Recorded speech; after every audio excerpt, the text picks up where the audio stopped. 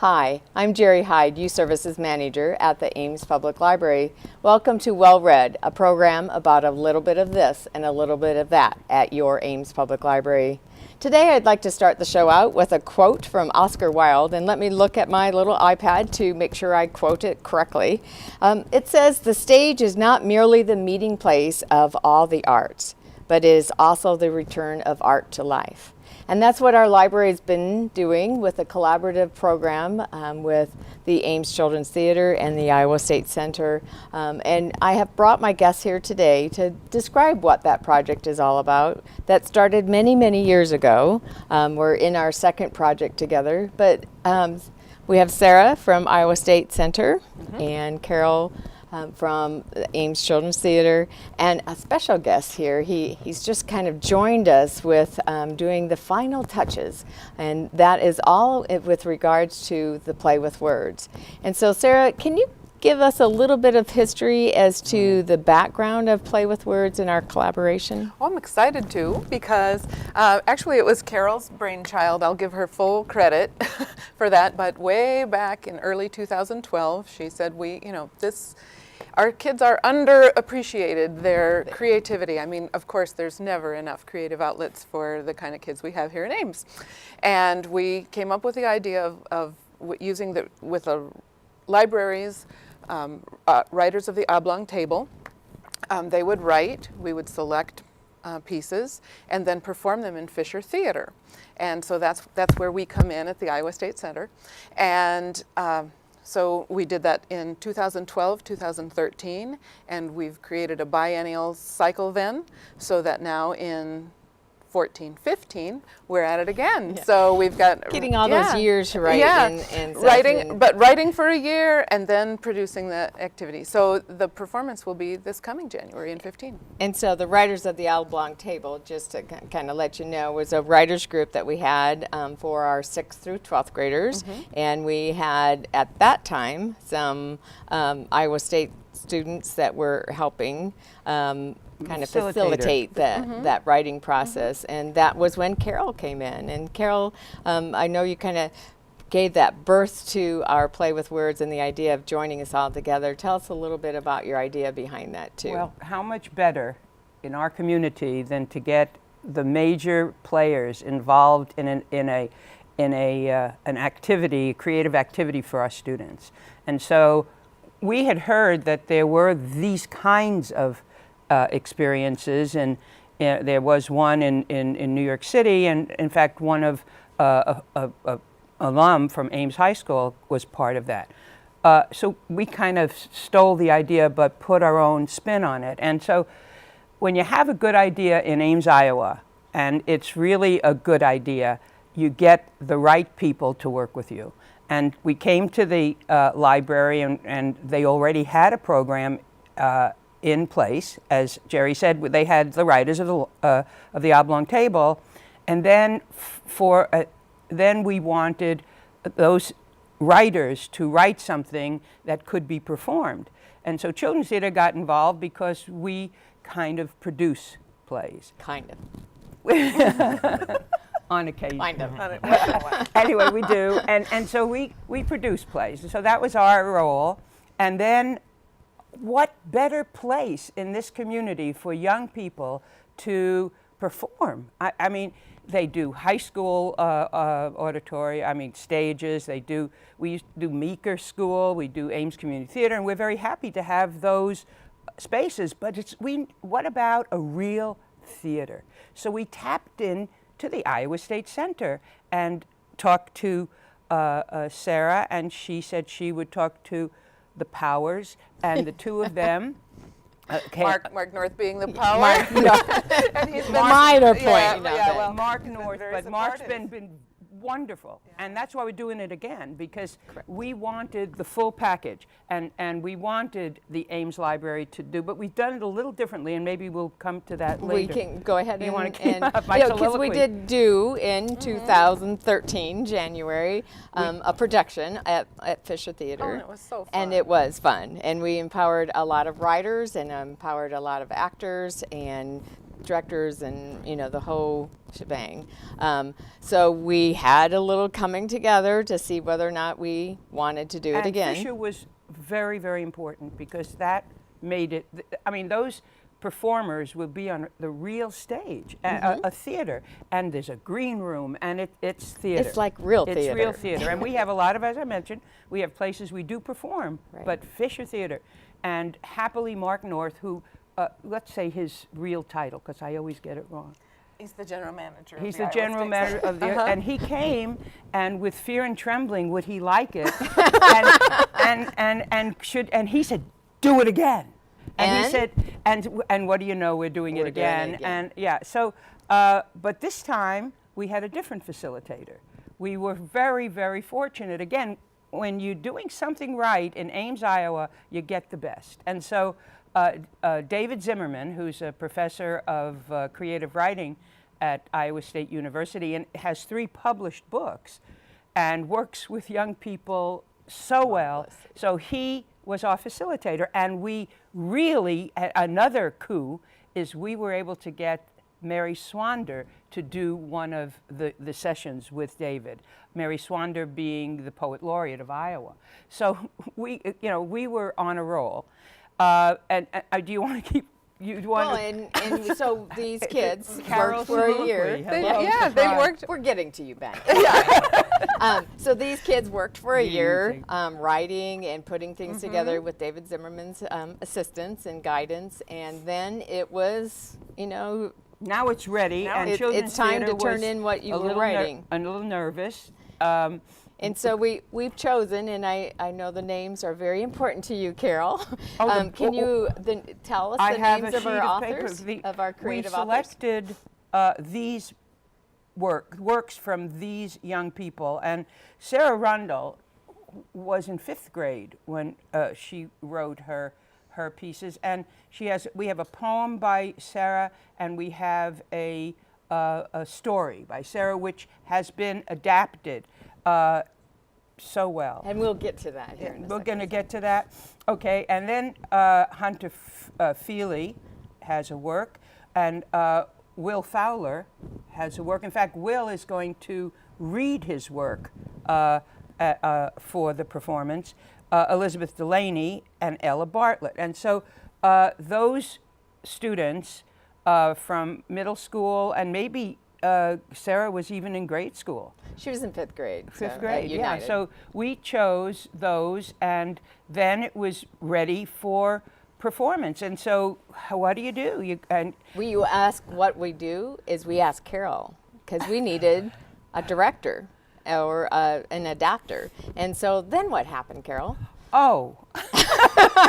We have our pieces. We've chosen our pieces. Yeah, you What did do your we work, do? and then so I get nervous. That's what I do. But I make a lot of telephone calls, and then again that same little story about getting the best if you're doing something right.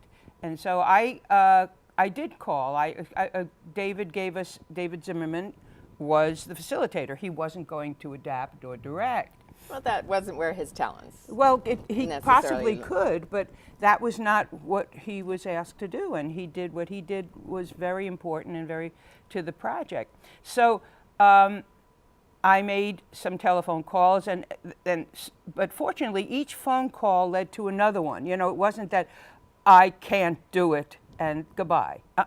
Everybody said, "Why don't you call?" Why? But then I have good connections, and I called the secretary at the Iowa State University Theater, and Lisa, the secretary, said, "We have a new faculty person, and maybe because she's not going to do a show until May, I guess, or in spring." Yeah, she's actually doing one now, but. Well, no, that was. But yeah, not for Iowa State. You jumped. That's my story. But we're talking the pronoun my of a story. she. So, but we have a man sitting here. Well, so. no, but I called Amanda, but anyway, so she said, "Well, I'm sorry, I just took on another project. I'm going to be directing something in Des Moines. Oh boy, but I'll make another call." But I didn't have to. She said, "But my husband, hello, her husband she said, is a composer. He's a musician. He's a playwright. Ooh, sounds good. Yeah, it kind of has some of the qualities and the traits that we want in this person. like the word perfect. Yes. And so, I said, where is he, or something like that. And she said, well, he'll be home at. And so Ben Schrag, hello, we got him, and he is our adapter, our director, our musical person, and working with the students. And earlier you didn't mention his name, so I'm going to say it twice. Ben Schrag. Well, I hadn't gotten to him yet. I was going to let him introduce himself, but Carol's done an excellent job. What I like is that everyone can pronounce it here. It's it can be surprisingly. Schrag. So Ben Schrag, tell us a little bit about yourself and where you came from and how you kind of flew in and saved our day. Well, I've been, as my wife has worked at, I think this is her third institution she's worked at. We've just kind of bounced around here and there, and I've filled the role of what you would call the trailing spouse, and so I have, in some ways, that's an opportunity to do a lot of interesting stuff. And so my original background is in education and music, and then I went to graduate school for theater with her. But over the course of the last 8 years, I've been a stay-at-home dad. And in that time, we've done all sorts of different projects. We've published some plays, we've adapted some, or we've actually developed new work. We've also adapted work. And now that we're in Ames, I'm also flexing my singer-songwriter muscles a little bit and having some fun with that too. But sort of developed work, and especially work that sort of originates in a community and is for that community, like this project is, with local students finding their voice and creating something and then giving it back to the community is sort of an idea that's very dear to me. And so when this came my way, it seemed like, first of all, a great way to get to know the community, since we have just moved here in August, but also it combined lots of things that I like to do, so I was very happy. I just want to share that our project is volunteer. Oh, that's true. And so That's a very good here point. we have a professional person who is doing what he does professionally and sharing his talent and time with the community. I mean, it's a giving role for him, and we just have to be so grateful that Ben is doing this. And I'm I attend some of the rehearsals, and I'm very excited. So let's talk about the rehearsals. So we had the kids try out, which we had quite a few kids come in and try out, and have been given parts and are putting these pieces of work together. Now, because they were separate applications or submissions, they really didn't have a whole lot. I mean, they didn't combine and collaborate and say, I'm going to write about this. They were all different stories. And poems. They weren't plays with dialogue. Right. And they weren't the same theme either. So that process has been very interesting too. So any one of you want to speak to that process to, because it's not an easy process. It isn't, and it sort of has its own unique challenge, because you want to do your best to coax out what it is that the person is trying to say, and what it is, which ideas are coming together that to really drive the poem or the story. But at the same time, if only for length alone, you cannot, you have to kind of bring it down to a performable size. Mm-hmm. You have to pull those ideas out, sometimes in a slightly different way, because it is going to be experienced in a slightly different way. The same ideas on a page in a short story, you can't just cookie cutter that onto the stage. So there's a certain degree of experimentation involved, a certain degree of just editing and trying to get it down to its bare essence. And then we will continue to experiment and develop, and that's kind of what's fun about it too, because the kids will get to see starting a project where you don't, we are the ones testing it. We are the ones bringing it to its full fruition. And there's a certain skill set involved in that, both in terms of problem solving and creativity and expression, that I feel very strongly, whether you're in the creative arts, excuse me, all the cold wind out there, whether you're in the creative arts or whether you are in engineering or any sort of profession where you are starting with nothing and making something, I feel like there are really valuable skills, whether you stay in the arts or go off and do something else, that you can only do when you're doing a project like this, where we're starting with something brand new and seeing it full course. And we're talking about the ages too. You know, these are not adult. I mean, we're adults, but the kids that are Well, we helping have with one- this, we have One adult. in the play. In the right. play, but yeah, but let's mention some more people who are giving their time. We have, Ooh, can I? Katie Sauer has been indispensable. that's what I She's And, been. and who is Katie Sauer? Well, she's our assistant director, and she has been helping out quite a bit, and I already could not be functioning without her. So. Katie is Iowa She is priceless. Ames High School graduate who now is teaching, I think it's drama and theater at Marshalltown, and she's about to direct a play there. I know Katie because Katie was in I think it was 97, I don't know. One of the Christmas carols that Children's Theater did with actors, Ames Community Theater, she was Tiny Tim. And so I have watched her grow, and I've watched her through the years and watched what she's been doing, because she had done some coaching, theater coaching and maybe directing at the middle school. And so I was excited that she did that, but we didn't connect. But Ames is a small town, and so you go to some of our, to the places I like to go to, like Target, and you see Katie, and I said, Katie, you know, we're going to do a project. What do you think? And so that was almost a year ago, and then she gave me her cell, and she gave me her email, and what do you know? She's on board, and big time on board. The other thing, she hasn't participated yet, but another very important part of our experience is going to be dance. And so we were able to entice Ellen Mullen from the Robert Thomas Dance Center. She's going to choreograph for us. So, and we're building now. I mean, we're going to need. We haven't found a costume person yet, and you know, I wonder who.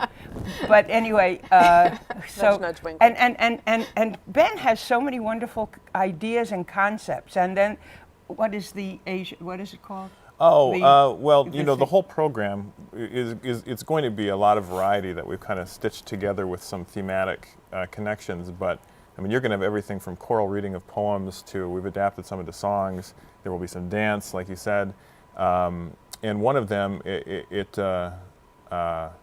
Peking opera, elements of sort of, you know, just because Peking opera, if you really, you know, for people who know it, is very athletic, and you have to train from childhood to do it. So we're not getting too crazy there. We don't want anybody doing a backflip and hurting themselves. But with in its most basic form, it has a certain stylistic element. It's very expressive. It's almost like dance, but it's more of a physical presentational form. I happened to go to see Joseph and the Amazing Technicolor, Dreamcoat last night, and I felt so smart because one of the segments had Peking opera, and I said to my friend, I said, "That's Peking opera," you know, and and explain what they look like and with the sleeves and the. Oh, it has it's a very colorful.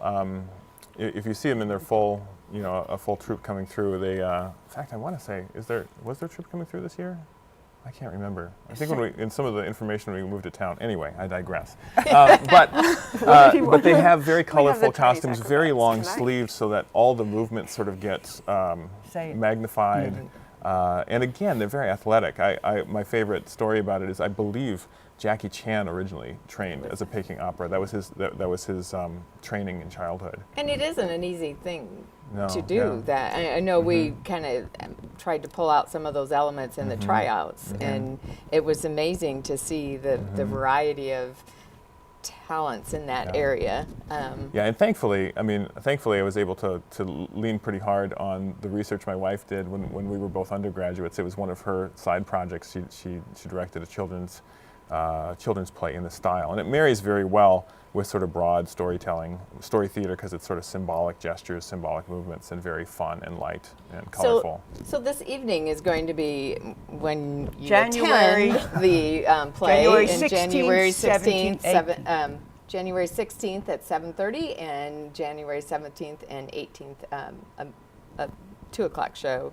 That you will be able to see this variety of techniques and variety of talents and variety of professionalism that we have had, and we worked for 2 years to get to that point. We also, another volunteer is the lighting designer at Iowa State Theater, and that's Jim Trenberth, who did the lighting for us, and he knows Fisher Theater, how lucky we are that we can have somebody like that. What all does Fisher Theater do to prepare for us, and how often will we be able to rehearse there? We'll have 3 rehearsals in the space, so that's really, it's fabulous because you don't always get that. Yeah, there are lots of actors that have wanted that experience. Yeah, for many, exactly, many, many exactly. But it's wonderful for the centuries. kids to be able to kind of feel at home there then before the performance.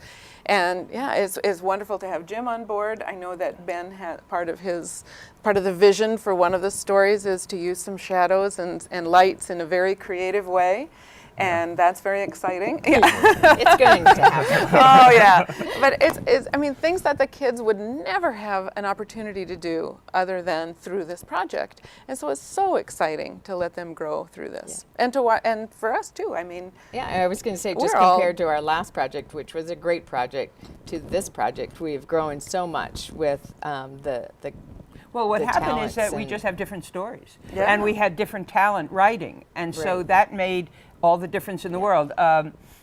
Susan Vernon, who is the adult in our show, and Susan was in the last play with words in 2013, and we were talking on Sunday about the fact that it's the same project, but it's so different. So and that's creativity, and that's the excitement of That's live theater. and it's that's never the exper- same. yeah, it's and never that's the the same experience. place. we is- can do this and be so proud. Yeah. It's just And remarkable. that's what we want to offer our community. And thanks to each of you for being a part of that. Thanks to Fisher Theater and Iowa State Center for making that happen, and Children's Theater for providing the talent and recruiting all those players together. And thank you, Ben, as a community member, and all the other community members, both little ones and adults alike, that are participating in this project. So again, mark your calendars for January 16th at 7:30, January 17th and 18th at 2 o'clock. In 2015, and come and visit us and see what talent that our Ames, Iowa families and children and adults have. And I like the comparison to the New York City. You have culture here. Come and see what we have to give you. Until then, we'll see you around.